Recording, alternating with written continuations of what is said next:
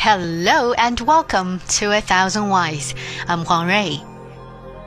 Regular listeners of our podcast will recall previous episodes that showed how the ancients were already entertaining fantasies about flying into the heavens in the remote past of China's history. 女娲, 嫦娥, etc. The ancients were keen observers of the moon and the stars, scrutinizing the skies in search of clues and omens that might predict the fortunes of agricultural, military, and other important undertakings. It is fair to say that the ancients did more than just gaze at the stars and long to touch the sky. In fact, some in ancient China did make actual attempts to fly up into the heavens. The capacity to do so was considered a characteristic of the gods, a feat worth of divinity. And yet, attempts to conquer the heavens were only beginning. In this episode of our Space Talk series, I will share with you some of these fun and inspiring stories from the dawn of Chinese history.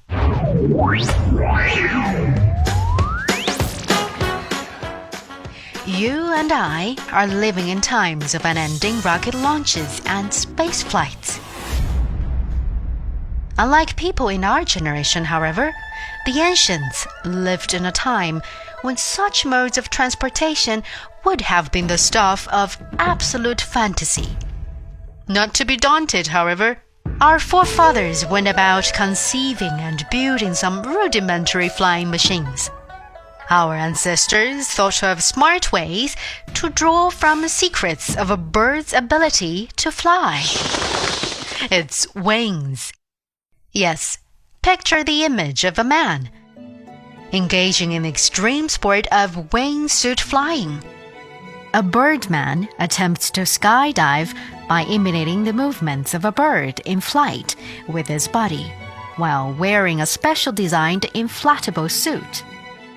Well, that's basically what certain people tried to do in ancient China. Their tools and the contraptions that they made were somewhat rudimentary, of course. Tales about these daring exploits have been recorded in a classic text known as Han Shu, or the Book of Han.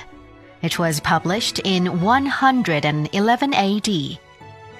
The book is a history of China, mainly covering the Western Han Dynasty, especially from 206 BC to 23 AD. It recounts the intriguing story of Wang Mang, a powerful courtier in the Western Han Dynasty, who went on to establish the short-lived Qing Dynasty.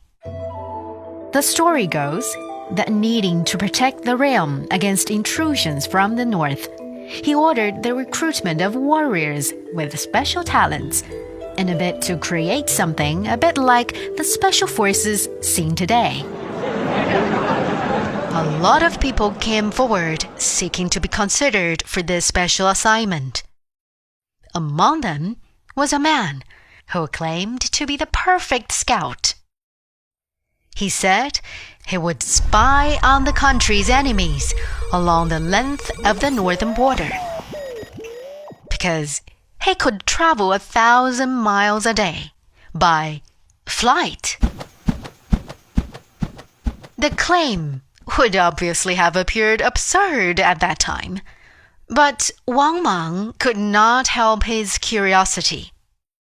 The emperor asked the man to show his flying skills as a test. To everyone's surprise, the man was indeed able to take to the skies. He did so by using 2 huge artificial wings made of birds' feathers that were strapped to his body and coin springs that he attached to the soles of his feet. He landed after a short distance. If the record is to be trusted, this anonymous but legendary individual might have been the first man to make a successful flight attempt in China. Yet, Another story tells of an attempt made in ancient China to take to the heavens. It is the tale of a man who tried to fly to the moon.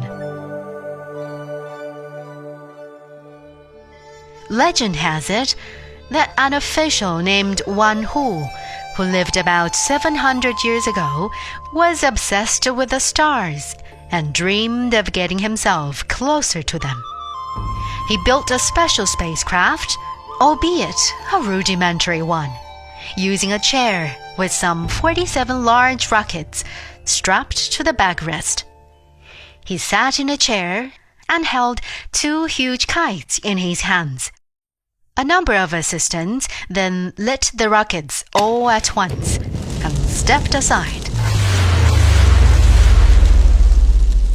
Unfortunately, Wang Hu's attempt at flight failed. In the end, it cost him his life. Though this tragic yet fearless attempt may very well be no more than the fruit of an imagination enchanted with the romance of spaceflight, the spirit of Wan Hu gained so much respect, not only in China, but also abroad. As a result, the lunar impact crater on the moon's far side has been named after this legendary figure by the International Astronomical Union. Well, I guess it's fair to say that the Chinese people have never relented in their long-cherished pursuit of ways to reach the stars and touch the sky. The stories we have brought to you in today's podcast are a mere selection.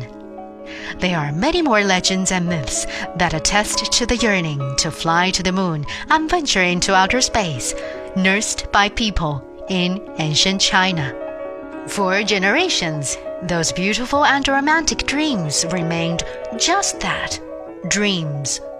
Until now, these ancient dreams have become reality in our times. Won't you be proud for our ancestors? That's it for this episode of Thousand Wise. Be sure to give us a rating or leave us a comment if you liked our show. Until next time, I'm Huang Rui. Bye for now.